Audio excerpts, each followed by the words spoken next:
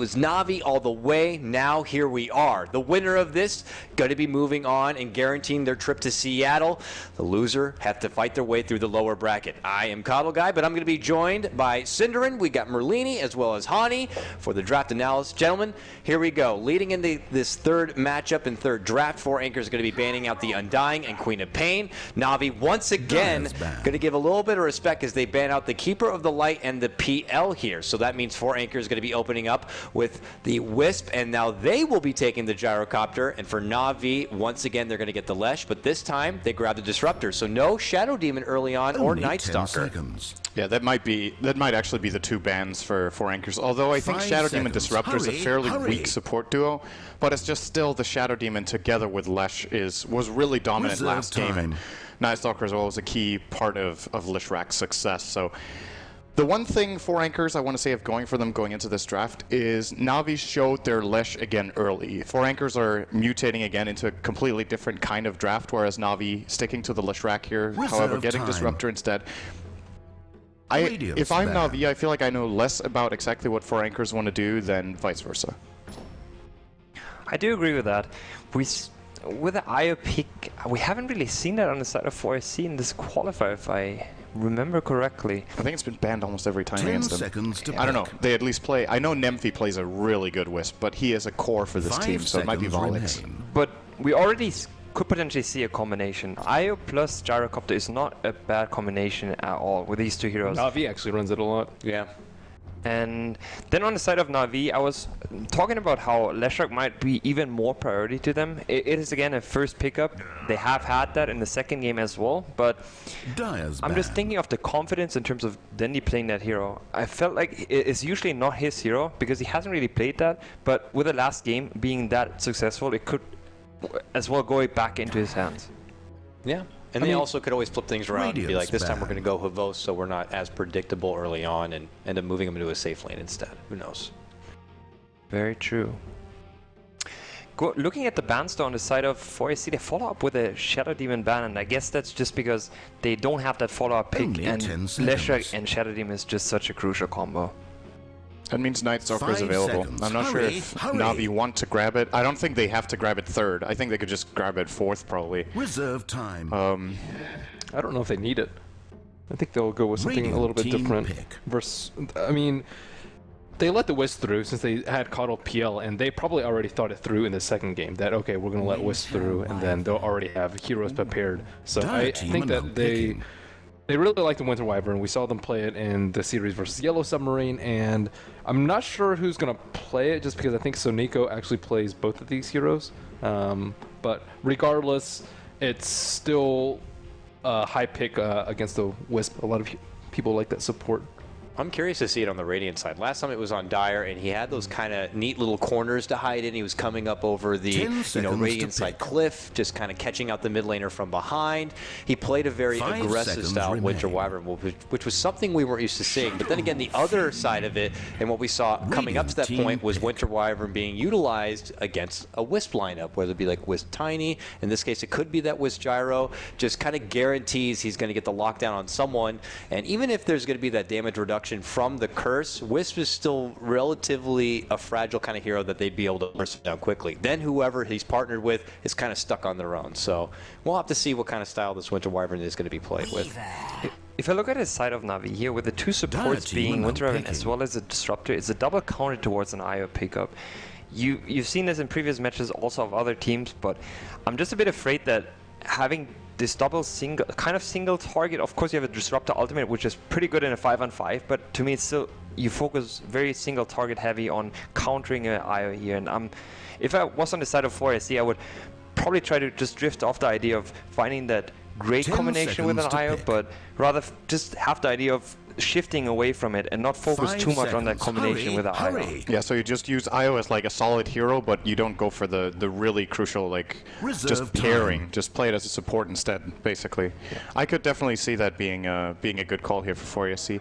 I was considering a possibility of a Bristle for them. I don't think it's good enough, and it also doesn't really fit the whole style of not keeping the very strong tandem, so to speak. So I just feel like 4SC need control. They don't have AoE control. There we go. That's the start. They get the Lion as their secondary support. good counter to Weaver. It's some AoE stun if you get a good Earth Spike off, and just generally some sort of... They also need an engage. It's a good setup for IOTP as well. Yes.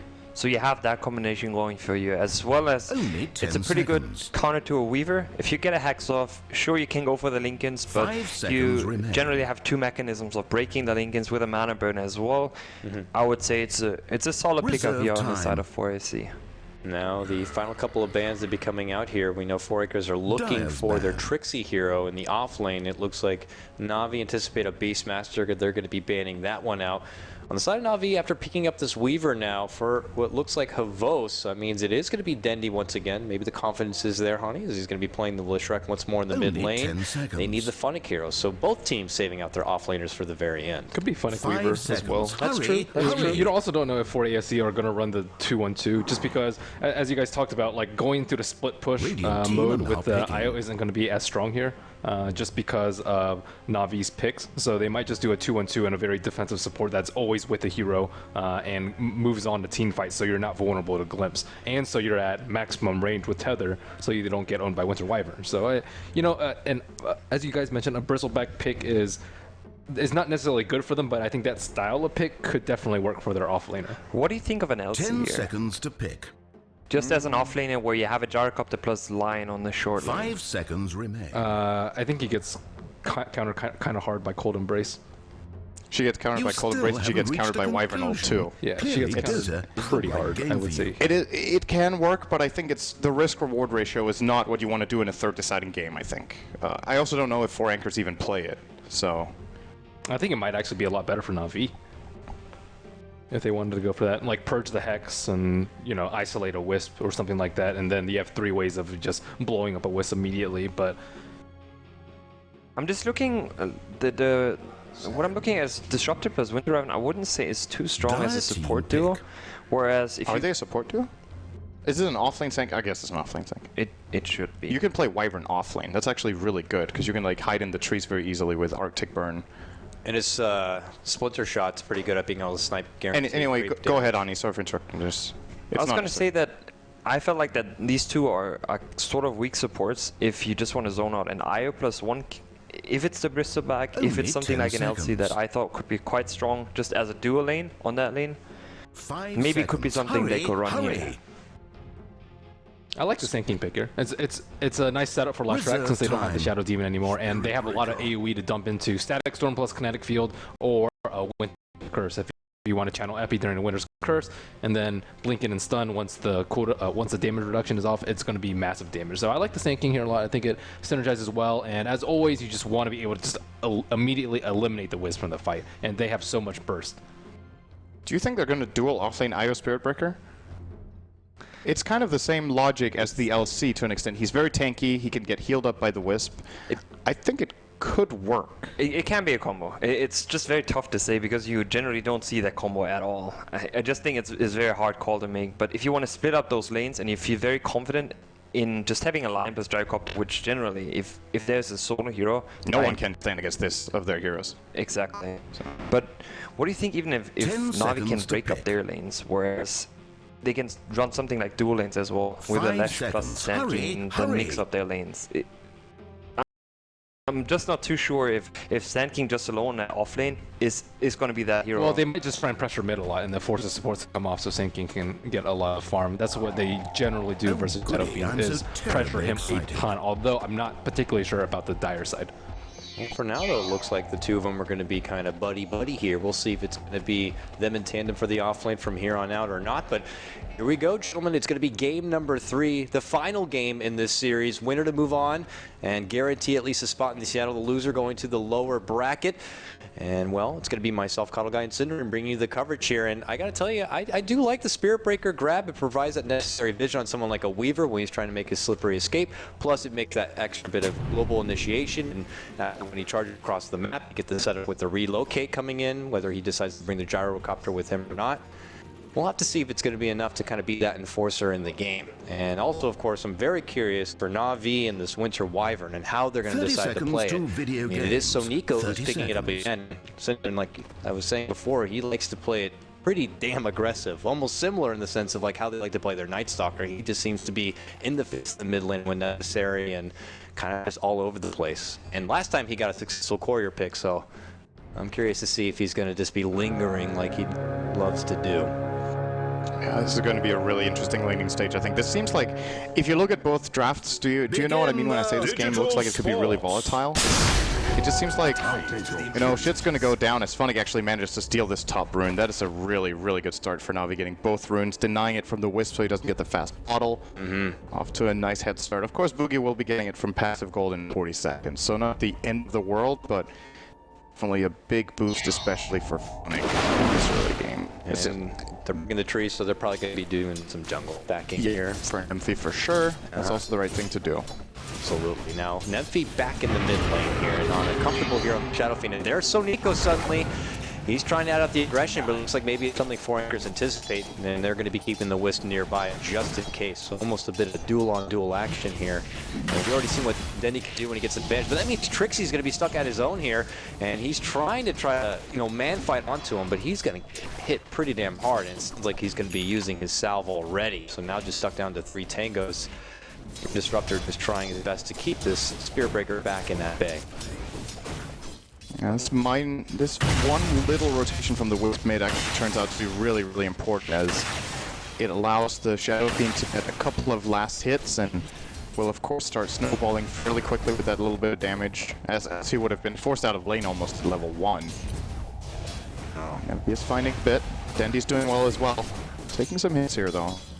Because the battle's delayed a little bit, you know, you have to wait it out for the quarter. At least this way, he'll be already in the mid lane because Shadow Fiend's probably going to be getting something early on. That way they can just make it for both of them in that one trip here.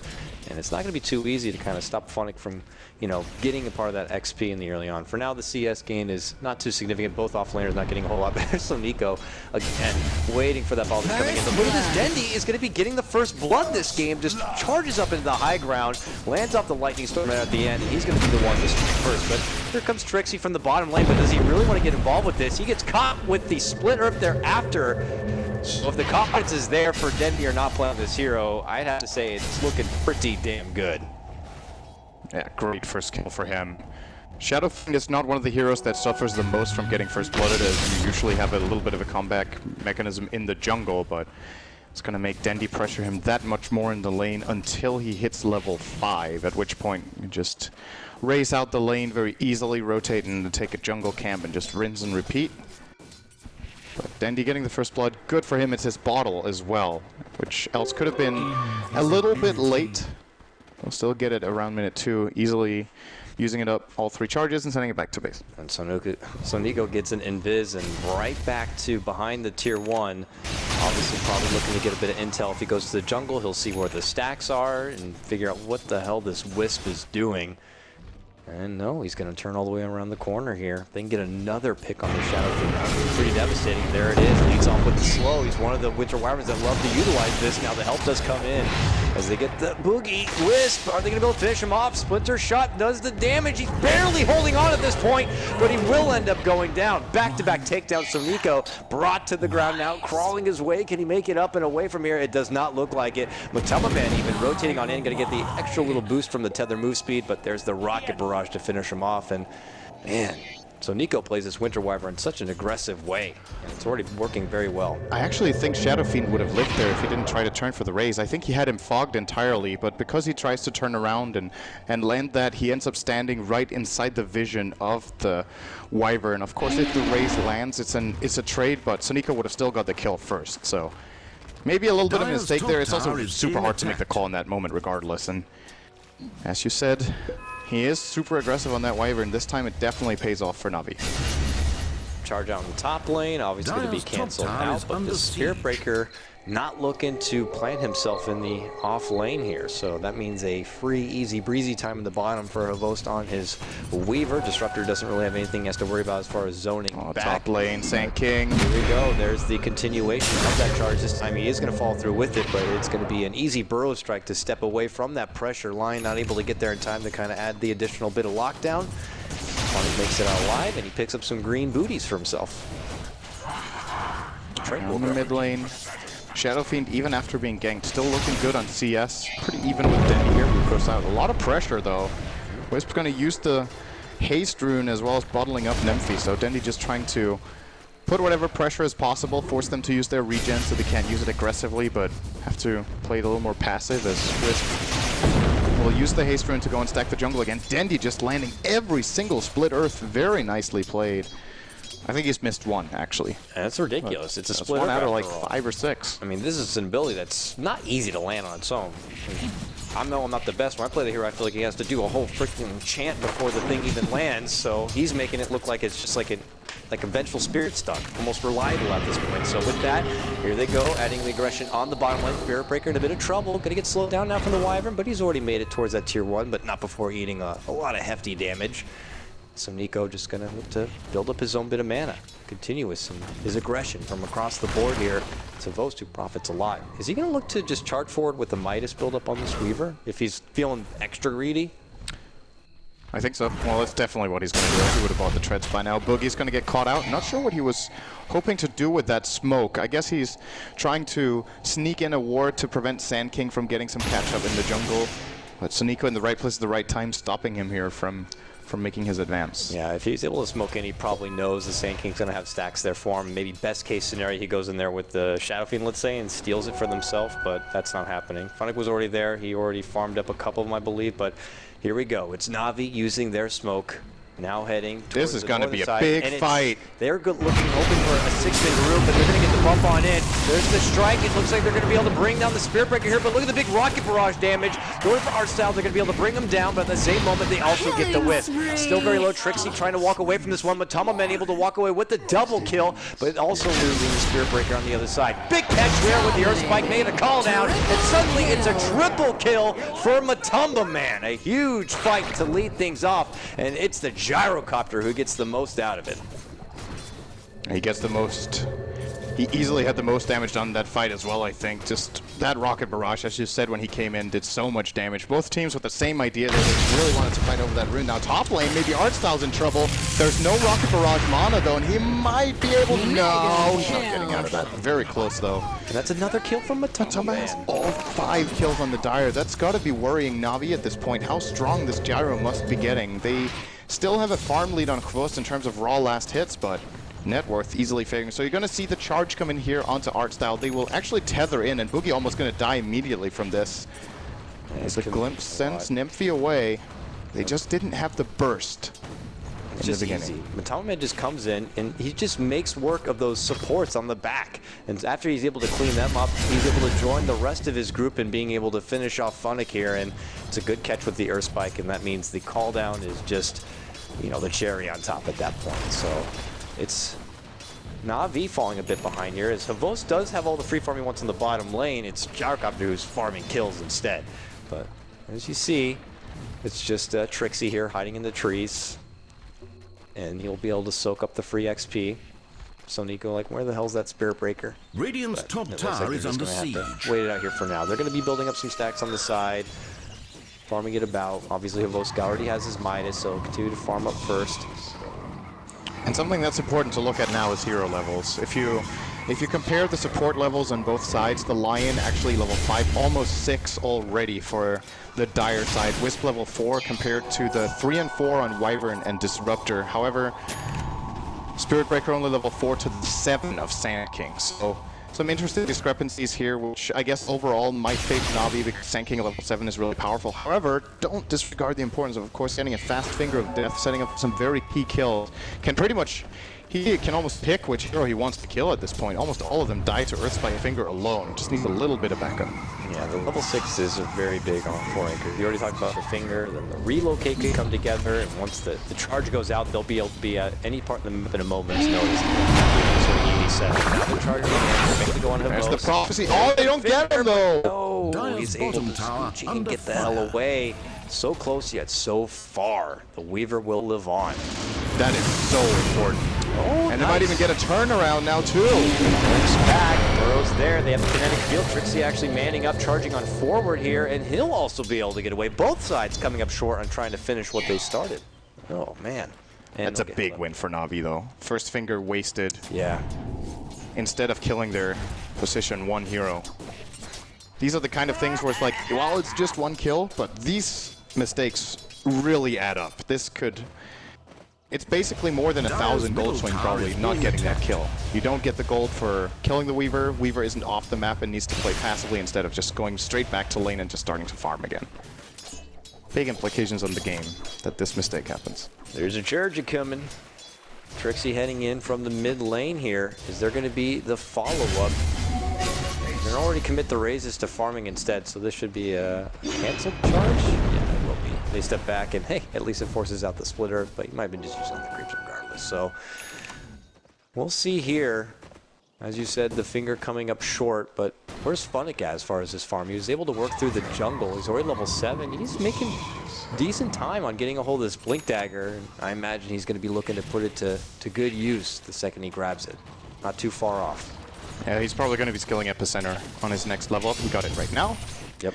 As a matter of fact, level 8, 3-4-0-1 build, very standard. And there's even another stack for him here. So that is indeed going to be the Blink Dagger. Top lane, call down.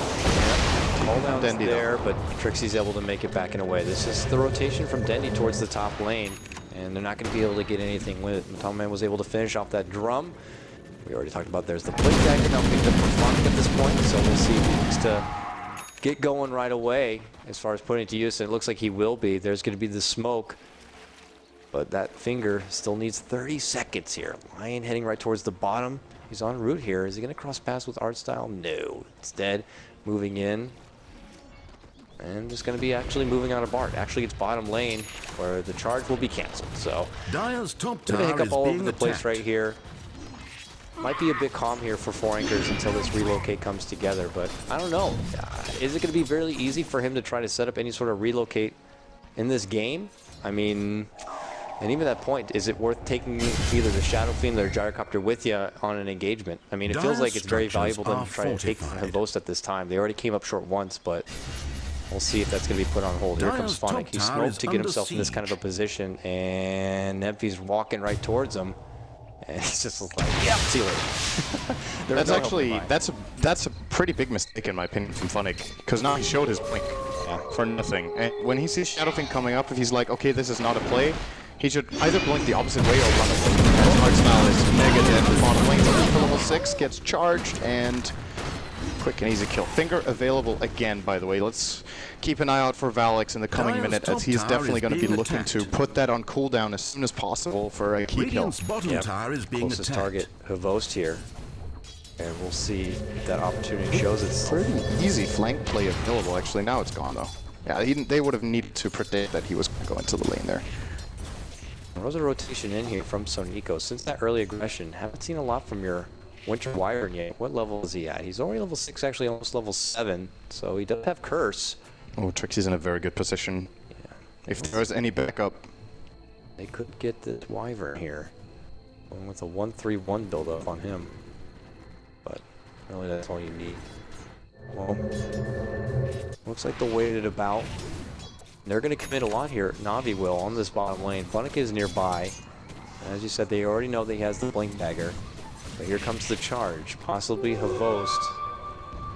But they have Wyvern nearby, so Braze could help out. This is not going to come easy, really. So it looks like there's not going to be any sort of opportunity. They'll pull back and away. Funnick continues to kind of farm on up. And, well, looks like they'll just kind of double back. Nothing too crazy. Mech build-up obviously great. You got the Wisp on your team, so doubles up the bit of regen with whoever he's tethered with. Man looks like he's going to go, I don't know, probably just straight Sage at this point. Is it an SMY kind of a game? I don't think he's going to put a lot of value into getting an early BKB at this point. I would get BKB for sure against this Radiant lineup. I think getting Sanjin Yasha is a big mistake. Navi's lineup is 90% magic damage right now. The only physical they have is Weaver's Geminate attack and a little bit of maybe the Swarm, but that is definitely the item I would be looking at here if I'm the Gyro. Especially when you do the drum build up first. If you go drum, Sanjin Yasha, those really big teamfight items just get delayed too much, I think. I am, however, known for not being a fan of Sanjin Yasha, so I'm not the right guy to ask. I'll generally speak against Sanjin Yasha. No, I could see your point in this case. We'll see, though, if he is personally a fan of TheNewMeta or not. So I would say, though, you need to be a pretty big fan of it to get it here.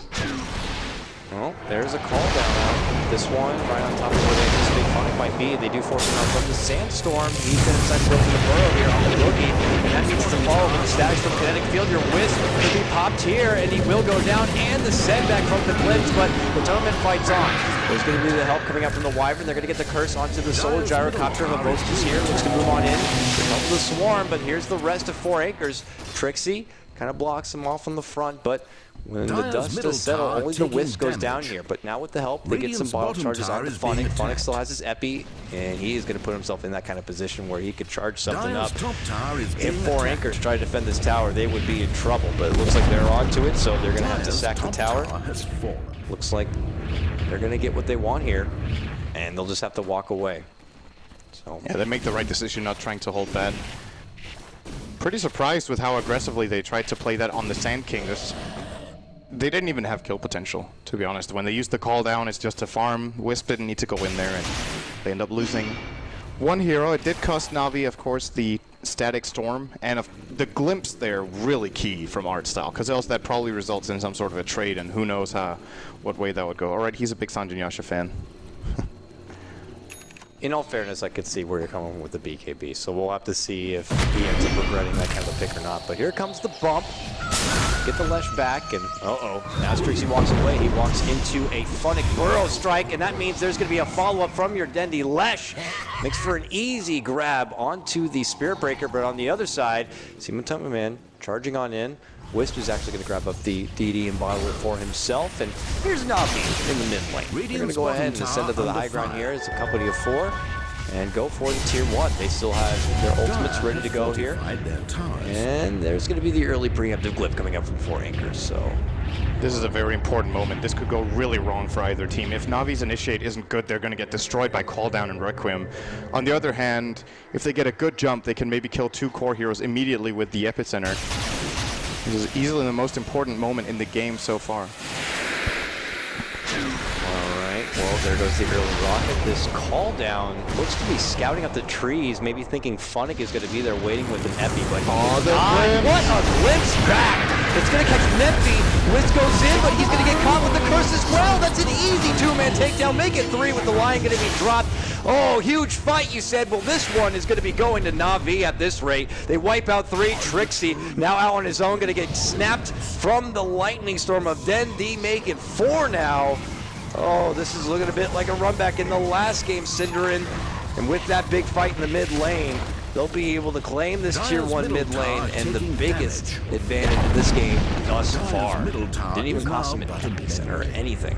I thought for sure that Boogie was going to try to relocate out the Shadow Feed the moment this glimpse comes. So if you look at it right here, Wisp is level 6, standing off to the right. Relocate could be cast right now as he tethers in, but he just takes the tether and overcharge. He's going to jump into the silence of the Static Storm, and because of that can't use the relocate. Funnick gets a really good jump, 3 very quick kills, and then perfect cold embrace from Sonico on what would have been at least the 1-kill trade for us he could have had hoped for there. And Na'Vi just executed that very, very well. Yeah, and Funnick did use that behind catching that. Okay, here comes that first relocate really of the game as they're able to finish off Funnick. We gotta remember the last fight, the call that wasn't available. He used it to try to scout where the Sand King was, and I guess Na'Vi saw that and they knew that it was going to be their time without that available. Now looks like Wisp is going to take his little lion friend back from whence they came. So a nice little soul pick on the Sand King, but pales in comparison to really what Na'Vi got out of that mid lane. So with that, Dendi now has his Bloodstone again early. And well, we'll have to see. 4 Anchors, pressure on them to make their comeback. They go on the tier 1 top, they make that big fight mid, get the tier 1 mid. Now it looks like bottom is going to be next on the docket. One thing you need to consider as far as net worth goes is that Sand King is just getting way more than the Spirit Breaker, and he can look to go for some luxury items that can make a very big difference.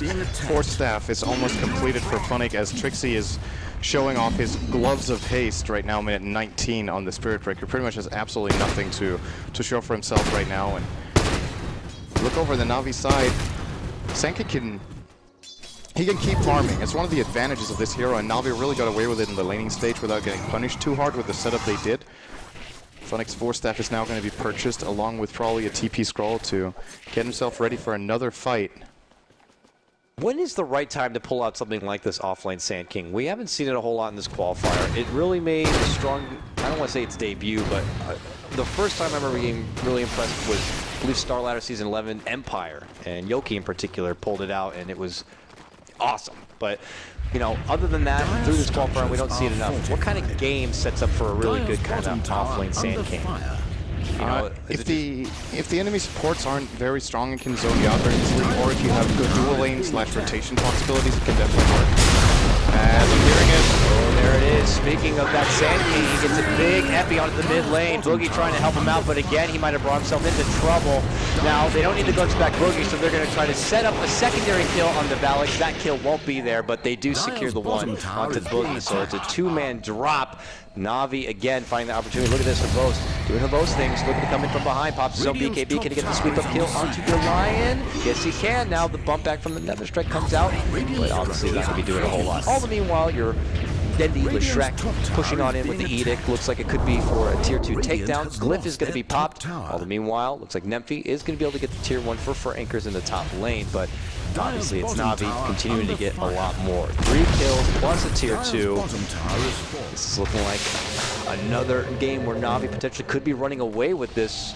We'll have to see.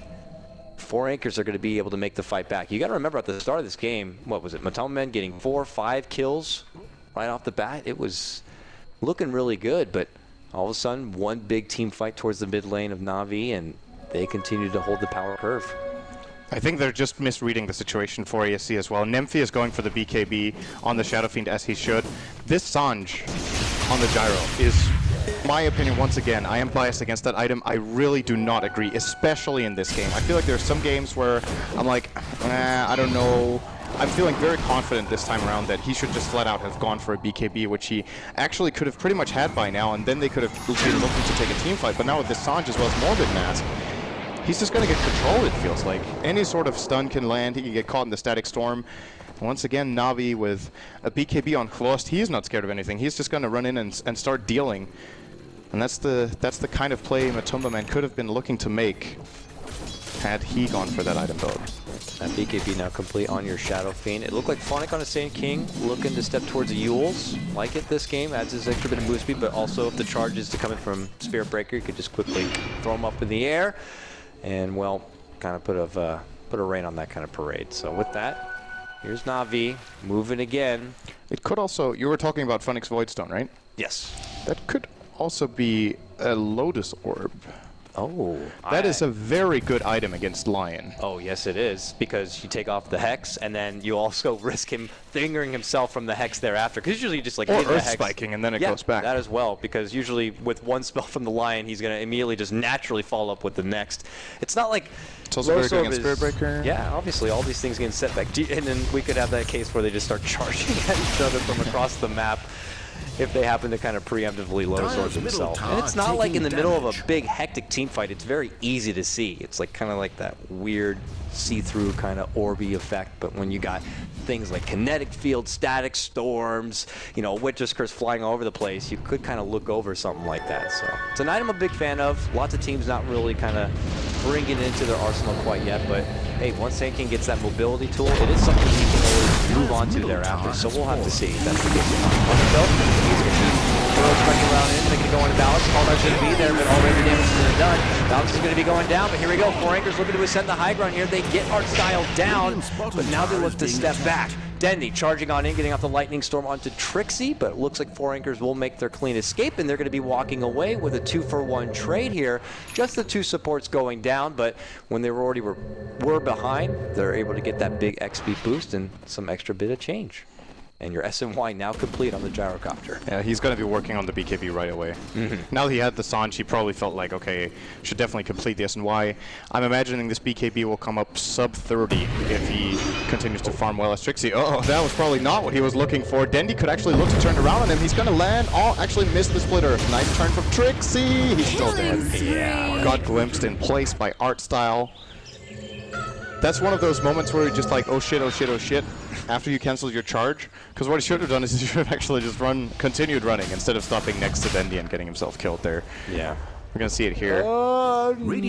You just continue running to the creep wave top, and you're safe. Stop maybe by a secret shop and just hope you find Not the case this time. It's going down, but look at this, a breakout fight here, and they're going to be able to get the kill on Dendy. So look, they get redemption for their Spirit Breaker here, but now BKB going to be popped here. Coming out, Vos gets the courier, and now he's going to time-lapse his way out from here. But can he make it out? Here comes the Tama with the help of Boogie. And it looks like your little bug is going to be able to slip away. But hey, he walks away with a big courier grab, and look at this. Trixie anticipating a bit of a long game. He's going to go for a more greedy Midas pickup on your Spirit Breaker. Well, more bashes, I guess. It's one of the Midas carriers that the attack speed's actually really, really good on. Yeah. So it's still way later than he was hoping for. I think he would have liked to have it like 10 minutes ago, but he has had a pretty rough game. He's on the path of a comeback, though. If they get 1 or 2 good kills and he has a Midas, then he can definitely start having an impact. He will as well be looking for a BKB next. I think I mean, I wouldn't even say it's a bad idea for even the Wisp to consider getting a BKB, although for now probably Ghost Scepter would be a better choice because the Weaver is going to run you down. Glimmer Cave is another very good solution. As Navi, they are getting roached and called out. Might actually give them a turnaround. They steal it. No. Perfect ult from Wyvern on Volix. Oh man, because of that, they're not going to get what they want here. And it looks like your Winter Wyvern going to be caught up on the high ground here. Havos looking to dish out the right click, sweeps right behind him here. And now Dendy looking to charge on forward with his BKB already out. Can he catch the splitter if he can? And the Burrow Strike from the high ground comes in from Funnick. We're going to finish off the Shadow Demon. The regen not going to be enough from your Wisp. They're also going to get the pick. Ends up being a 3 for 2 thus far.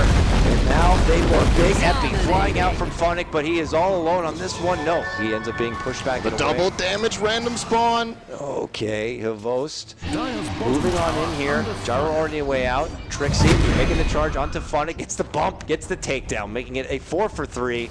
Havost doing the Havost thing. He's charging in the base. No, he decides to pull back. Okay. Sanjin Yasha was really good there. So much move speed actually was in the hill. I'll admit it when I'm wrong. Like, that was a really good moment. They even get plus he overstayed his welcome.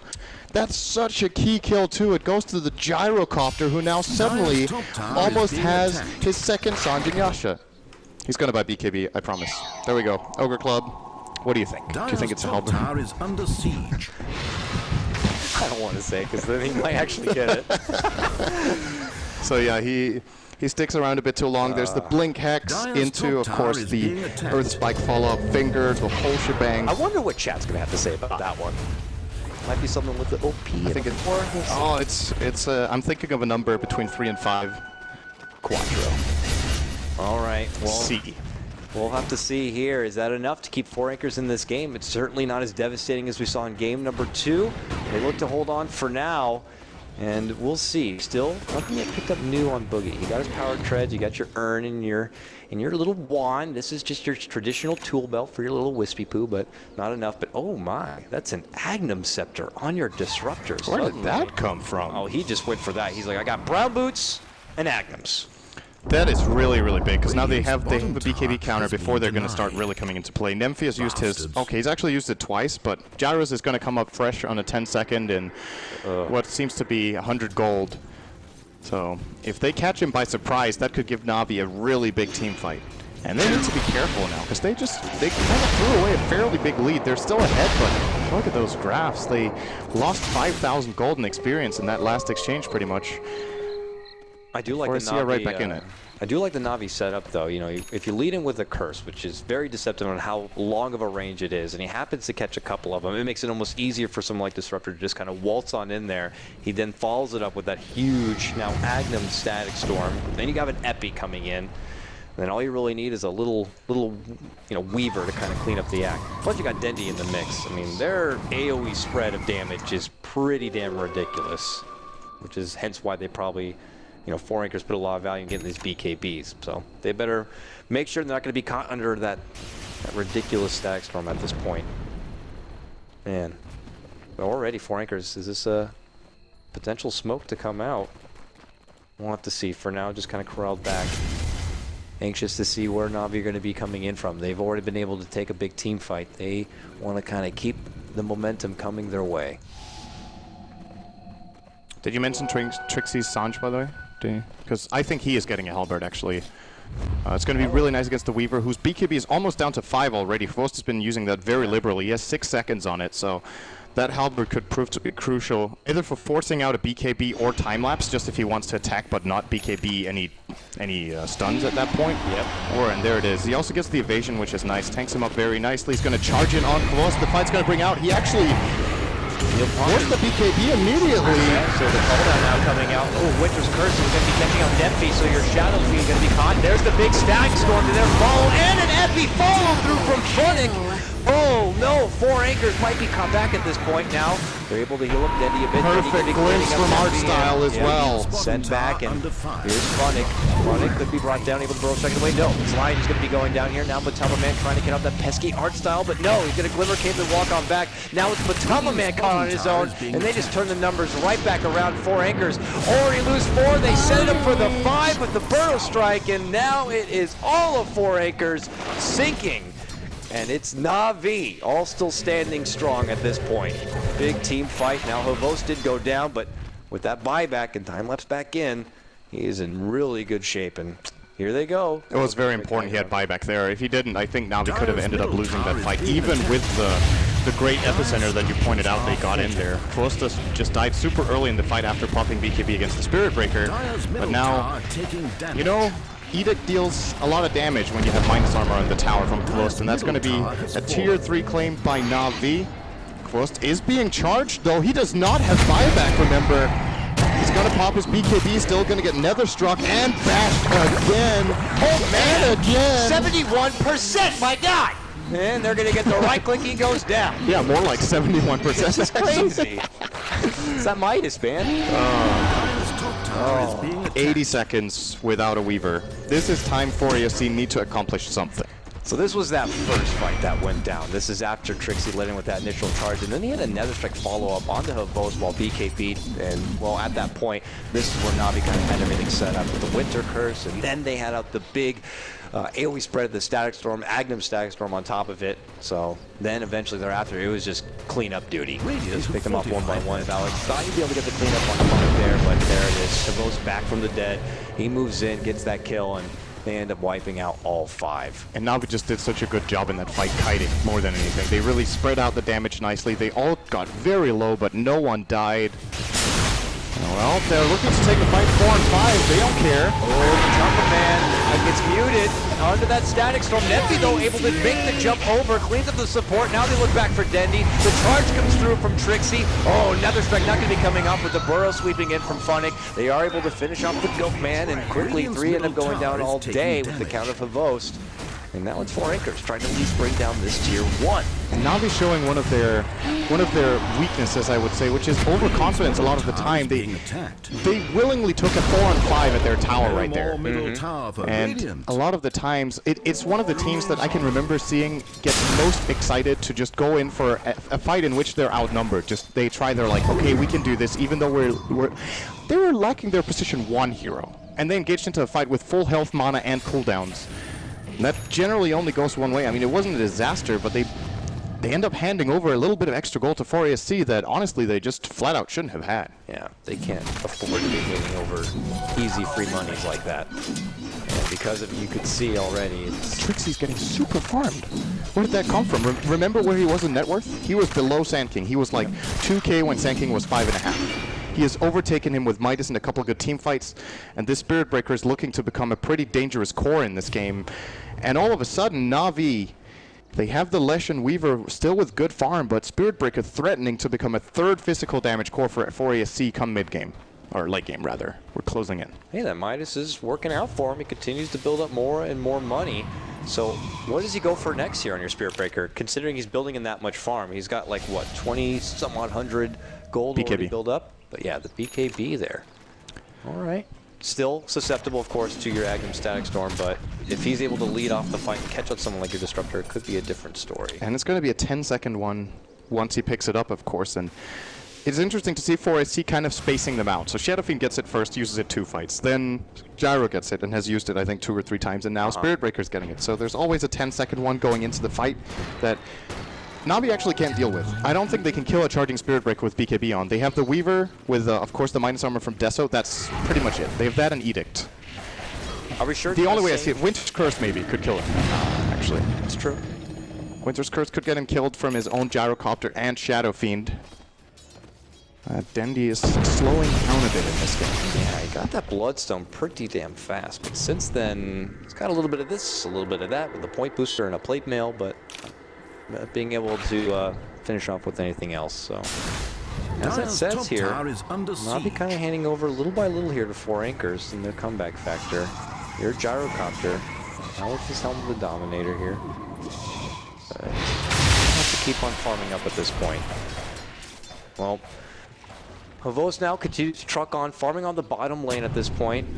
Do we have a while before the Roche is even back up? All right, we got about a minute or so, maybe a bit less. So you can already see both teams putting a lot of value into that, dewarding, unwarding, and we're going to see a bit of attention.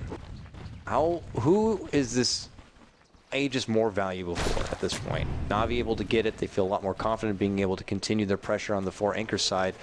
But if 4 Anchors are able to grab it, I mean, does this game almost become a split down the middle now? And it's just as much potential for 4 Anchors to kind of take it back their way. I think it is a split down the middle right now. The lead Navi have is not significant at all anymore. It's all about execution, and to be fair with you, Navi have kind of been lacking it a little bit, or at least their decision making has been questionable in the last 5 minutes or so. Pretty much since that Havos catch up on the bottom lane. Yeah. Yeah. Okay, well here comes Trixie. Right? To get himself in that fickle area by the Roche pit as it's getting ready to come up. And for, well, Navi, they continue to pressure out these lanes so they can get a bit more space in their favor. There's the Lincoln Sphere for Havos. Building for it for quite a while. How easy is it for 4 Anchors though to pop it? They already have the mana drain to easily take it down. Charge removes it pretty much globally. So is it going to be a big deal for this Lincoln to even be in the side of Havos on his Weaver? I feel like it's something that could be easily be popped from the side of 4 Anchors, but it allows him to maybe react to a Blink Hex. Because if you need to blink Mana Drain Hex, you have like that extra little bit of time in which you might be able to get it off. So I guess that's what he's building it for. I also don't think it's that good here, but he might feel forced into it since he's getting controlled so much in these fights. Yeah. He's only got 3 deaths. I thought he died more, but the times he survives, he doesn't get to do so much in the fights. Get forced out very quickly at the 4 ASC side. Another D-ward here, both sides very close to this Roche. And so they're going to head up to their own jungle and just continue to farm up here on Matamo Man. So we'll see next. Is this the kind of game for your Gyrocopter to just continue trucking on forward, finishing out possibly your Satanic on top of his Helm of the Dominator already? He's got about 2k gold saved up. Just looking to build in a bit more damage, or does he hold off for now and maybe consider going for an MKB at this point? It's not like Butterfly is really good for a couple of reasons. It's good against the Weaver, who doesn't have an MKB yet. And I think it also works against Winter's Curse, correct me if I'm wrong, but I think you still have the evasion against your own allies while you're cursed. I'm not 100% on that, though. I don't think it will say there if it mutes or not, but I would be pretty certain it does not mute. I think it doesn't mute, so there's some value to that. Well, here's Navi already in the... And also gives him Flutter, so he can actually he can run the same speed as the Weaver when he has Flutter running on, so it's pretty decent. Okay, we'll see This here. is a big play. So Nico might almost die before we even get started. He has to Glimmer Cape defensively because Roshan is in a bad mood today. Bashing the hell out of him. He is going to step back and heal on up here. Now they throw out... He's still getting it. And they just take it for free. Oh, and a bit of bonus on the side. They get the Yules off, and it makes for an easy kill onto your Lion. And it's not like he has a buyback right now to just kind of come back and try to get a fight their way. He's out for 50 seconds. Ooh. I mean, was there potential there for 4 Anchors to try to interject and get something going? It just seemed like the opportunity wasn't there for them, and they had to sack it. But if they knew they weren't going to be able to take it, maybe they should have stepped away and just continued to farm and wait for Navi to make this kind of a push. But because they did nothing, they just get punished for it. Now look at this, Funix sets up a beautiful Burrow Strike right on top of Deathy, which leads to an active Static Storm. They're going to be cleaning him up. He's out, no buyback. Oh, this is disastrous for 4 Acres. Matama going to be forced to BKB and step back. Trixie muscles his way in, able to finish off that Disruptor, but he already used everything he could. A brief sidestep relocate is not going to save out Matama Man, so he's going to be forced to immediately buy back. They're looking to make it go onto Trixie. Trixie could be brought down, gets one last bash before he does get dropped. He has no buyback himself. Funnick with a nice 2-man burrow strike. There's going to be the Aegis used. Havosh charges on in, looking to pop the whips, gets that kill, makes it a double kill for him. Now he's looking to go for Matama Man. If he's taken down, that's a dieback for him. Valik's able to get off the finger onto Havosh, but Havosh still stands, and with that, he's going to be able to crawl away. Now Matama Man looking to re-engage, going to take down the call down. Good damage on the Havosh. The missile going to connect here. Fliver's going to save him, but they're still going to get the kill nonetheless. Matama Man still looking to hold strong, gets his own double, but that's his dieback. And now it's Funnick, barely alive. Valik's not going to pursue. Or is he? Oh, he's going to blink and make it on out. It's not there. Ends up being a 3 for 4, but it did cost some buybacks on the side of 4 Anchors, and that... Oh, he didn't know. I think he wasn't aware that Sand King was actually out of mana for absolutely everything. I think he couldn't even Sandstorm there, and of course the Blink Dagger was on cooldown from taking hero damage, as now he's looking to steal a kill as bonus. Deja vu.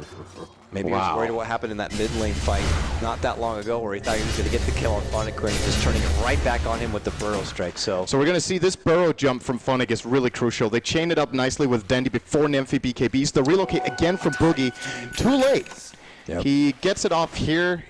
He's got to be faster on these relocates in every fight, it seems like. Now, considering how far behind already in the fight for ASCR, they're actually getting a pretty decent fight out of it all in all. I thought the game was pretty much going to end here, but Tumberman dealt a lot as Dendy gets caught out. Oh, wow. That was a relocate to the mid lane. A lot of charges. Oh, Funnick, though, closing the gap. Force Blink on forward. Gets the stun to Trixie. Tricky now getting Trixie. Going for the TP, BKB. No, not happening. Winter's Curse going to lock him right there. And they get the glimpse back into a static storm, but that has no connected field, so Neffy going to be walking right out from it. And look at this. Trixie still holds strong. Funnick going to step back with a burrow and his epi. Self-Yules. And, well, he's able to blink away. Both sides, they trade back and forth. Now Trixie's able to burst away. No! Gets caught with the burrow strike. You're not going anywhere. He's going to go down. This is a bit of a hot mess coming on out. This led in with 4 Anchors, starting off with a good pick onto Dendy's Leshreck, but they end up losing Trixie as well. So, what a roller coaster. It really is. Well, Trixie does have buyback if Navi try to push this as, this charge. Ooh, no. Denied. Blocks him right off. Makes for an easy cleanup. Now they're going to be pushing out the mid lane here. If they wanted to, they could try for mid. I don't know. Does Dendy have Boots of Travel? Because, yes, he does. They might have been tempted to try for that, to be honest, with Trixie on the sidelines, but he is one of the heroes that still does have buyback for the Dire. And maybe the Navi are thinking, okay, let's calm it down a little bit. Let's buy our items. Dendy currently sitting on 5,000 gold. Probably going to finish his Shiva's Guard with the plate mail he has. I mean, I can imagine a couple of the other heroes also sitting on some decent amount of current gold. I'm trying to find it. There we go. Yeah, actually, the heroes are actually very rich right now, so... Yep, then he's going to buy something. He is out of current gold. That's his Shiva's Guard, I do believe, flying down. Or it's, alright, Octarine Core completed. And there's no way in this game. There's definitely going to be healing. Yeah, no way. Ice Blast this go around. And what that means comes all the extra sustain, all the extra hit points. Very good grab. Alright. 4 Anchors. Can they hold here? It's game 3. Navi feeling pretty damn close to securing that trip to Seattle. It would not be a TI. It feels almost about Navi being there, but that might not be the case. And look at that Funnick, able to finish out his sheep stick. He is so rich on that Sand King. Really is. He overtook Trixie again. That's a pretty good inventory on minute 43 Sand King. Pretty good. Glimpse. PKB. Broken. Right? Wait, where? I mean, we didn't see it, but I imagine so. Okay. But I don't see a BKB used. Was it on Trixie? So, okay, here we go. Burrow let in, but they charge on back. They immediately take out the Disruptor, so there's going to be no Static Storm. They follow it up. Then he got blown the hell up, even with all that extra life from the Octarine Core. It looks like it didn't matter at all. Holy shit, he died fast. All right, I need to see that one again. That was crazy. Was that just the gyrocopter putting in the work? I think the finger obviously dealt a lot of damage, but that gyro had to have hit really freaking hard on that engage. I'm just going to watch Deji. So there's a call down. Good bump back. Right, just keep an eye on him. He He's gets to the 3/4. and yeah. There was a greater bash, too. Yeah. Thanks, Ice Frog. Trixie's pretty lucky, I have to say. Man, so that's going to save more time now for 4 anchors. Dendy's Bloodstone is dropping really low. It's starting to become a really useless item, actually. Well, it's still good, right? But down to 2 charges, the respawn time isn't going to benefit him pretty much at all anymore. He's losing quite a bit of steam. Corliss Rack is still super good late game, but I don't know if he can overcome this triple BKB trio that 4ASC have running this time with really hard single target damage. And we saw there, MKB picked up on your gyro as if he didn't hit hard enough. Now, we'll see. Charge. Just onto the lane here. Trixie has been doing quite the showing here on the Spirit Breaker, I have to say. Yeah, especially, like, the really impressive thing is his early game was really not good. He had a very hard time, but he's pulled it back when it really mattered. There's a Daedalus for the Weaver. Okay. So Kvos is going to start hitting very hard as well, and this is the kind of thing I feel like where Winter Wyvern could just be the absolute MVP for the remainder of it.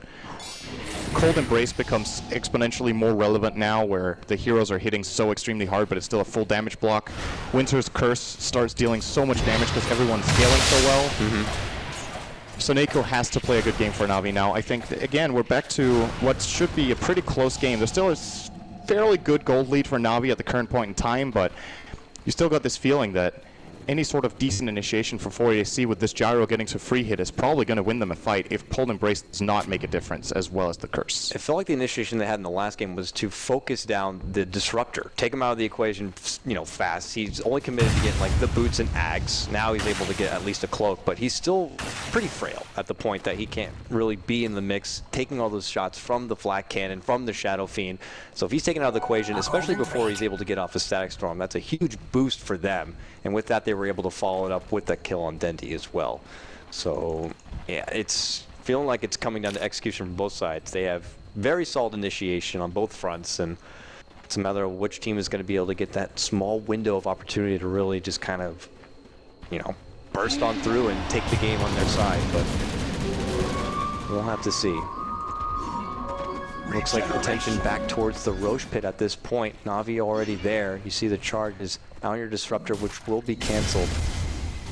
And this could be another stall-up period till then. 4 anchors last time, let Na'Vi take it. In fact, got even picked off, if I remember correctly. Valix got dropped at that point, but we'll have to see what's going to happen with this time. Big Aegis for either team.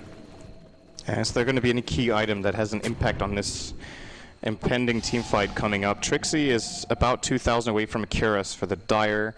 I think pretty much the only core right now that's very rich or very close. Shadow Fiend might actually be able to get his Butterfly, which I think would be a really big difference maker. Yeah. Of course, the Static Storm should actually remove the evasion from that, since it's muted, I would imagine. I would imagine too, yeah. I am not sure. I can't remember which stats you keep, because obviously you keep the agility and the damage and everything. I don't know if the evasion is counted as a part or not. That's a good question. I'm sure some people know that and can let us know in 5 minutes when it's too late. And what do we got for Na'Vi? Weaver sitting on 3k gold. Lesh not making too much progress right now. Sand King has still got the same amazing inventory as he did 4 minutes ago. And Wyvern with the Veil and another 2,000. I'm not sure what we're looking at for Soniko in this particular game as his next item. Force Staff, I think, wouldn't be half bad to have in general on the Na'Vi side, which decided to only get one on the Sand King. I mean, he also could be one to maybe potentially grab something like a Lotus Orb, but yeah, that could be good. Start off. I mean, I still think they really should be getting an orb. Yeah, I feel like Phronix Yules hasn't really been that impactful, to be honest. The Lotus Orb could have made for some really big plays. Okay, Nymphy. Could be overextended. They think they have an easy go on. Oh, there. BKB. And on the other side, you can see the Stack Storm is going to be dropped. The Glimpse back. It's going to push off Boogie, but now Trixie in the mix. The curse is going to go on to him, and they're going to be right-clicking each other. Actually, he's able to punish down the Gyrocopter because of that curse. Now it's Trixie caught out with the splitter. Dendy looking to charge on forward, but Trixie didn't get the chart up. Moving right past Funnick and out to safety here. Ends up being a 1-for-1 trade. Each core, the big damage dealer for both sides, going down at this point. Now seconds before Roche is going to be popping on up. I would love to have a replay of that right-hand side of the fight. I think you were mainly focused on the left, but there was a battle between Hrost as well as the Lion and Shadow Fiend. There, a little bit of a skirmish going on off to the side. I hope we can get to see that again. Please. Maybe we don't have time. I don't know. Yeah, it seems like every time we cut to a replay, I guess we don't have right time. out here. Oh, nice, quick sheep coming out from Funnick. Dendy also had the splitter ready to go. Four Anchors happy to always kind of take that brawl, showing that they're not ready to kind of have a game with their backs against the wall. Ballsy play from Nymphy. Yeah, he's first at the pit here. Weaver has buyback and time-lapse again now. And Na'Vi might have seen this, have they? They have not got any vision in this area. Oh man, no anyway. They got the Epi, they're going to be leading in with it. Now they got the vision with the help of their charge coming out from Trixie. Epi BKB'd up. It's right inside the Static Storm. Trixie though being the bouncer for the pit, able to lock down the three of them here. The Requiem able to go on off, so they're going to get the kill. Hobos never buying back and trying to get a part of this fight. But look at this, are they able to hold their own? Trixie going to be forced to retreat, and it looks like now it's Dendy looking to take over the pit, but Trixie is back, and with it, the buyback comes from Boogie. Now, look at this, they're relocating in from behind. They're going to be taking in Matama Man here. Nice stun from Dendy. Big stun leads to a Winter's Curse. Even the neutral's getting on the action here. As now Matama Man charged up BKB, brings out the call down, and they get taken away. The relocate's going to send them right on back, and now it's Alex on the run with Trixie here. And it looks like only Funnick was really the one brought down. And this is a Roche for Na'Vi. And now, yeah, because of that, they're going to move right into the pit and just finish off what was once started from Four Anchors. And they're going to be the ones with the Aegis. They're going to give it to Weaver. Then he takes the cheese. What happens He could buy his Shiva's guard now. With the cheese, he might feel confident that he doesn't need a buyback. And he does. It does not Mute does not remove evasion. All right. Yeah, I knew it. It's just like one of those things that you feel like there's like those tiny little disciplined rules. An icy chill restores. Well, now with that, Four Anchors, they'll get their Shadow Fiend back in 15 seconds time, but Na'Vi obviously got to feel confident almost having the sixth man on their side with that Aegis. But I don't know. Four Anchors have shown that they are able to hold strong. What is their primary target at this point? It's obvious that Na'Vi are going to eventually come to their side. Is it once again trying to isolate, take out someone like the Disruptor first and foremost? But I think if they kill him before the storm, that's actually very, very important. So I would say so. Either you jump and kill the Disruptor fast, or the Sand King. Or well, there's just so many problems they need to address. I feel like the Wyvern in these last couple of fights, the Cold Embrace has really been huge as it needed to be for the Radiant. So he could also be a good pick. Might actually be the best, even if you get caught in the Static Storm. If you've at least pre-popped your BKBs and blown up the Wyvern, you start having free targets that your Gyro can just lay into. Four Anchors rid of that high ground vision ward. Their mid lane racks already exposed at this point. They gotta look to hold on here, otherwise they will be paying a trip to that lower bracket. Here comes Na'Vi. Obviously they're gonna let Havos do his thing out in front. He's got the time lapse ready to go. Still with an Aegis in hand. Oh, the rocket's coming! Stop it! Get it, Dendy! Got it. But it's not gonna stop Na'Vi from pushing in. One little rocket's not gonna be enough. This is just a very delicate time, especially for Four Anchors. Another rocket, look out! Get it, Dendy! Get it, Dendy! Get it! Get it, Dendy! He got it! Man, Dendy. Hit him with another one, Matama Man. Let's go, round 3. All right, they pop the Lincolns immediately followed with the Hex. There's the stun lead in from Funny, but he's not going to give the Epi the lead in there. First he's going to catch him on the top of man, but the Requiem is able to fly out. Huge damage on your Winter Wyvern. Can they get the Disruptor? He's able to get the Stag Storm, but it's not an effective one. Now Matoma Man and Epi both charge on in. It's 2 split fights. The big Epi filing on forward, not going to be finishing it off. This is a hold coming out from 4 Anchors. A desperate TP comes out from Dendy to get him back into the base. Him and Havos, the only one standing. And my oh my, it looks like they were. Alex might be trying for this blink. This chase could be not over yet, and Close just starts farming in the middle of nowhere. Oh. Blink is available. He could blink Hex. Blink. Oh, and forces up the BKB. He's going to turn onto him here. Here comes that relocate. Havos could be in trouble. This BKB is going to be going down here, and they jump on forward. They're going to get Havos. So that's just the Aegis life. Now they're looking to sweep in. They'll surround him. Gonna need help. Leading it in. They started off with a stun. They got him down. Now that forces up the buyback in the time lapse. He's actually already low on life. He's going right back into the fight here. Denny leads in, big splitter. Matoma Man gonna get so back. They're able to finish up Trixie. Here comes back Havos. Okay, now Boogie sweeps on in. Gonna be able to heal Matoma Man. Nymphy. Radiant's middle tower is taking damage. Man, oh man. That was scary. These fights are super tense. Now, Na'Vi end up losing 2 and buying back 2 as well, so losing a lot of gold there. Dire's As bottom 4ASC tower bought back under no fire. one, I believe. They actually just took a pretty clean fight there. Oh, actually, maybe no. No buyback. Gross can't make a mistake in the next 6 minutes. Else he's out for 2 minutes, and they're going to lose probably a lane, if not even more. Needs to be very careful. Don't they do bought Havos back things. the Wyvern to try to save Havost on the Aegis life, but it was too late. It was another fight where 4 See Anchors. Hani writing a 4 in his notebook. He's taking notes for the post-game analysis.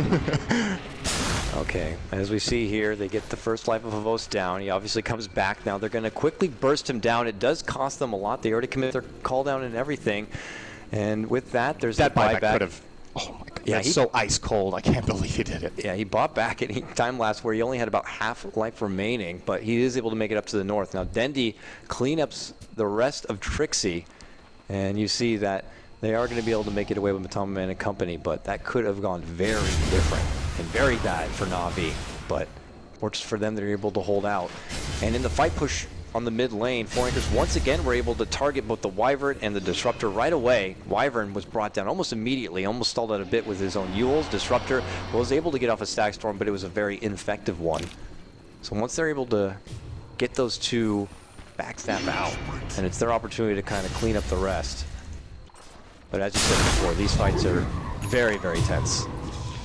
We've got a situation where the current gold is going to start being important because heroes need to have gold for buyback and they need to be able to get those next items, and that's just favoring the Dire pretty clearly. Gyro could start building toward his next item as well as having a buyback at the same time. Currently a 3,000 surplus on him. Question is what Matumba looks for. I mean, when does it get to possible rapier territory? I mean, I know there's no luxury of getting an Aegis anytime soon here, but hold that thought. They look to move in. Meanwhile, they're getting the charge on the mid lane, trying to go for the Wyvern as they zone back to Boast on the high ground. As you can see on the left-hand side, Nephi starts charging forward, looking to finish off Sumiko. Not going to get it as he lubricates and walks on the way. The Common Man looking to sweep on through, catches out the Disruptor, who does go down. He gets his Stag Storm off, but there's going to be relocate back to the other side here. Now they move on forward. They're going to be able to get the pick. On to Phonic, they take 2 from Namvi. Trixie going to get sewn back right here, but not finished off. So here comes 4 Anchors. Now looking to sweep on forward. Nephi committing to blink. They're going to be able to get the catch here. Dire's Oh, top Trixie tower is thought about being dealing with the attacked. charge, but it is going to be preemptively canceled. So they grab the Disruptor and the Sand King both out, no buyback, but it's not enough where 4 Anchors can really move into the base. Yeah, they could have. I think they could have looked to take the tier 2 here, at least with their 5-on-3. And even if Na'Vi have buybacks on those 2 heroes, I don't even know if it's. I guess it's possible they could have. Yeah, maybe just play it safe actually. Or, oh, is Shadow Fiend looking to hit it a little bit? No. Going back the other way. Now, gold, once again, ready to be used. Shadow Fiend, 5.2k. Gyro bought something. He bought, I guess, an Eagles song? No, he's getting his full Satanic flown out. Tanking up nicely.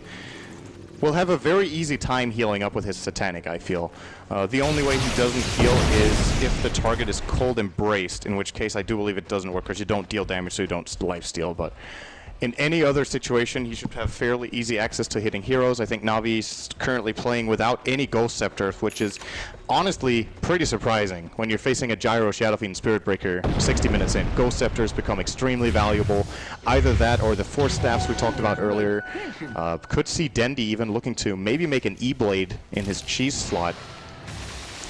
I feel like they really need some more physical protection for their heroes. They just die too fast. Dendi's going to spot Matumba, and vice versa. No. Going for the Shiva. Oh, now they He's going in. Oh, he's going in with his BKB pop. It's same with the Matumba man here. He's dishing out the right click. Got to get the help from the Embrace. Now, call down on top, but not going to be very effective. Plus, they get the help from the Glimmer Cape here.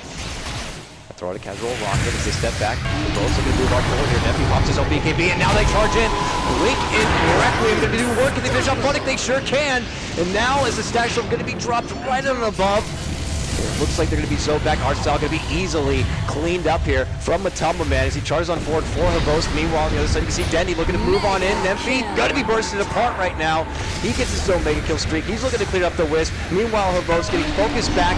Gets hit with the rocket. Valak's looking to soak up some mana so he can follow on through with some more lockdown. There's the bump on in. Havos going to be caught out here. The rocket going to catch with a cold embrace.